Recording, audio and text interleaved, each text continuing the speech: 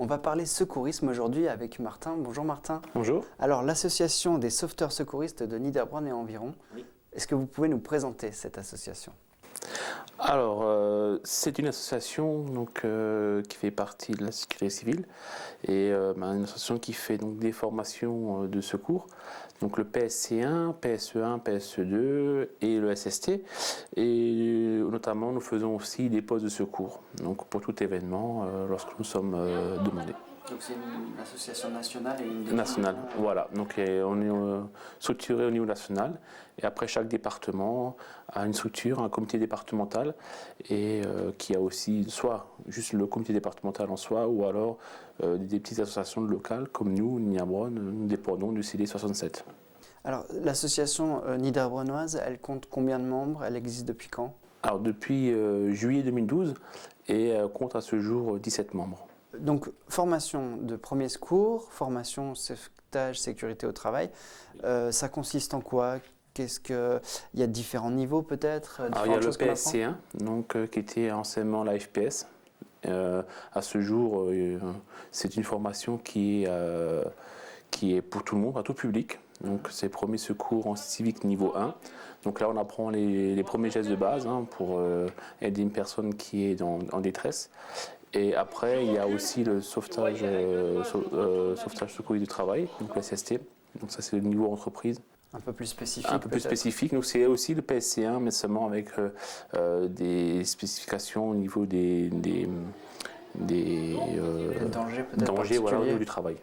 Voilà. Et alors après, on peut encore se perfectionner Après, il existe le PSE1 et le PSE2, donc c'est prévention secours civique équipe niveau 1 et équipe niveau 2. Et donc vous avez tout ça ? Oui, plus encore le monitorat. Donc je suis moniteur PSC1, moniteur PSE1, PSE2 et moniteur SST. Donc voilà un défibrillateur, ça fait partie des objets que vous devez savoir utiliser parfaitement et que tout le monde devrait connaître. C'est aussi ça le but de l'association ? Oui, tout le monde doit connaître l'utilisation et qui est une utilisation qui est très simple. Il suffit d'allumer l'appareil, écouter ce que l'appareil vous dit et faire ce que l'appareil vous dit. Donc, si les formations vous intéressent ou si vous voulez devenir bénévole au sein de l'association Sauveteurs Secourisme de Niederbronn et environ, n'hésitez pas à contacter l'association. Donc vous pourrez trouver ces livrets partout dans les magasins des alentours. Les scouts et guides de France montent à Grisbach. Non, il ne s'agit pas d'une randonnée en montagne, mais d'un passage initiatique d'une tranche d'âge à une autre. Les plus jeunes de 6 à 8 ans sont les farfadets, donc il y en a 3 qui vont devenir louveteaux-Jeannette. Après les louveteaux, donc de 11 à 14 ans, il y a les scouts et guides, donc de couleur bleue. Après, ils passent chez les pionniers caravelles, donc de chemise rouge. Et ensuite, les plus âgés passent compagnons.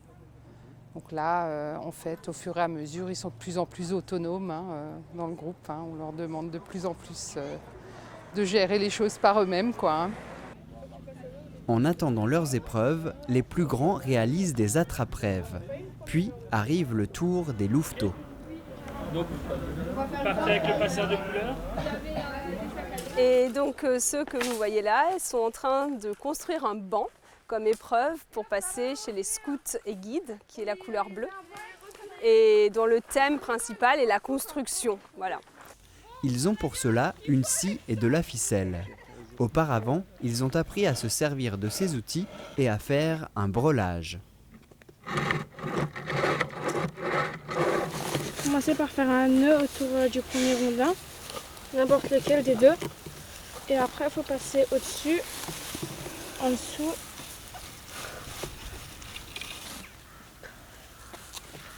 Et après, on fait un nœud. Après. Les enfants ont réussi. Ils enfilent avec fierté leur nouvelle tenue avant de rentrer au camp. Ça change, oui.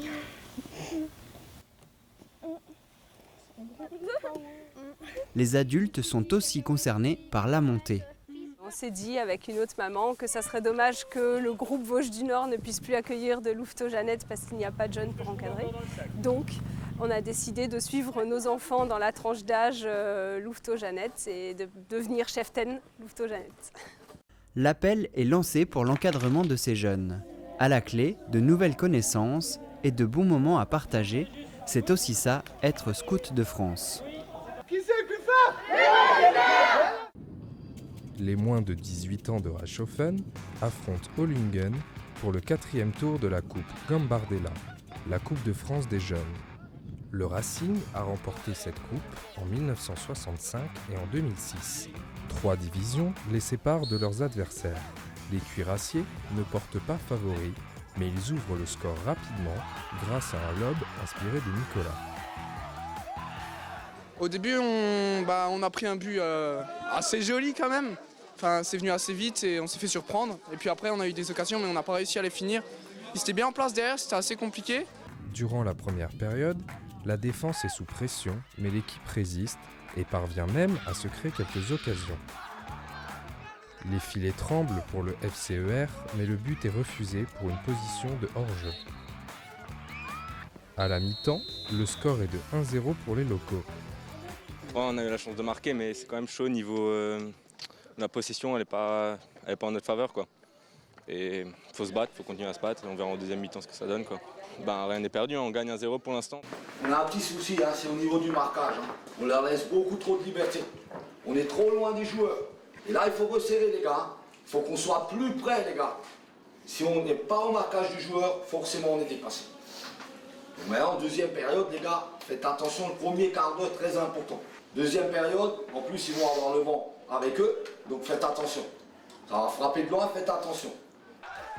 Malgré les avertissements de l'entraîneur, dès la reprise, l'AS Ohlungen égalise.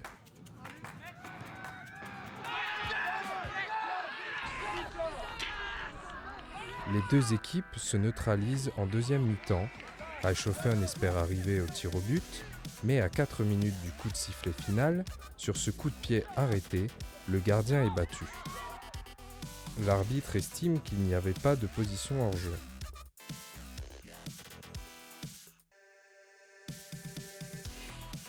On a marqué très tôt dans le match. On a fait ce qu'il fallait, on a essayé de défendre, on a eu beaucoup d'occasions.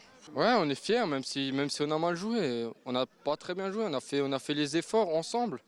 Et au final, ça n'a pas payé, mais ça joue à rien, c'est des matchs de coupe, c'est une action.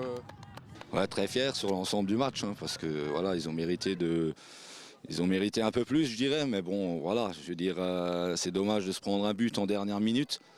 La défaite, elle est là. Maintenant, il faut travailler. Le championnat est important pour nous cette saison. C'est que du bonus cette coupe, donc maintenant on n'a pas passé ce tour, on essaiera de faire mieux l'année prochaine. La logique a été respectée, c'est l'équipe favorite qui l'emporte. Ça joue plus que chez nous, ça joue plus au football, beaucoup plus de passes, changement d'aile et tout. Voilà. Ça malheureusement on ne voit pas assez le samedi en championnat. Voilà. Mais je pense qu'aujourd'hui il y a quand même moyen de chercher la victoire. Avec ce score de 2-1, Reichshoffen ne se qualifie pas pour la phase nationale. L'équipe doit maintenant se reconcentrer sur le championnat où ils occupent pour l'instant la 3e place.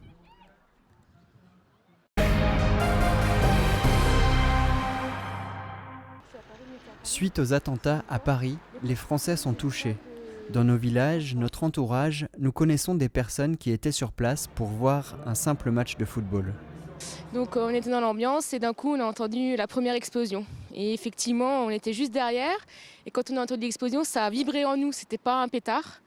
Et on s'est regardé, j'étais avec mon père, on s'est regardé, on a dit c'est pas normal. Du coup le match a continué, première mi-temps, à la fin on a eu le but et pendant ce temps encore il y avait les 2 autres explosions. Et là on s'est dit c'est pas normal, ça ressemble à une attaque à main armée. Elles ont vécu l'horreur de près, certaines ne préfèrent pas parler, encore très choquées. Caroline a accepté de nous raconter sa soirée. La foule sort, les gens paniquent, c'est l'espace de quelques secondes et c'est comme dans les films en fait. Ce lundi, à midi, le pays rend hommage aux victimes. 1 minute de silence. Peu à peu, chacun fait face à sa manière. Plus d'informations prochainement. Les villages de France célébraient la victoire de la Première Guerre mondiale le 11 novembre 1918. À Zinswiller, la population était conviée pour la cérémonie.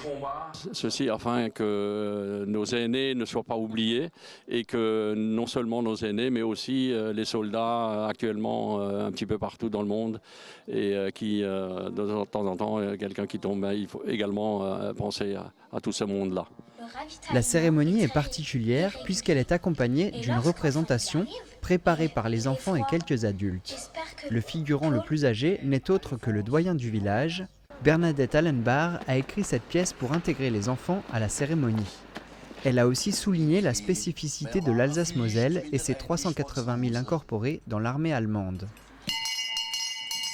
Ça commence effectivement avec l'appariteur qui descend pour annoncer l'assassinat de l'archiduc François Ferdinand. Ils montaient sur le vélo, ils allaient rue par rue et à chaque fois ils sonnaient pour prévenir les gens et après ils disaient qu'est-ce qui se passait. Aujourd'hui, 28 juin, à 17h30, à Sarajevo, l'archiduc François Ferdinand, héritier de l'Empire d'Autriche-Hongrie, et sa femme ont été assassinés.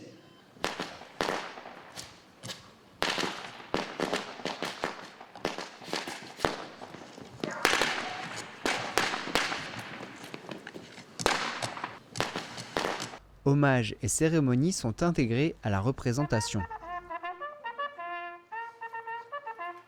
Il y a quelqu'un qui a fait le curé pour lire le nombre de décès à Zinswiller, 36. Et on termine avec, devant le monument aux morts, en reprenant le monument aux morts de Strasbourg. C'est une statue à Strasbourg qui représente une mère alsacienne et ses deux fils, un mort pour l'Allemagne et l'autre pour la France. C'est la fin de la guerre, c'est l'armistice.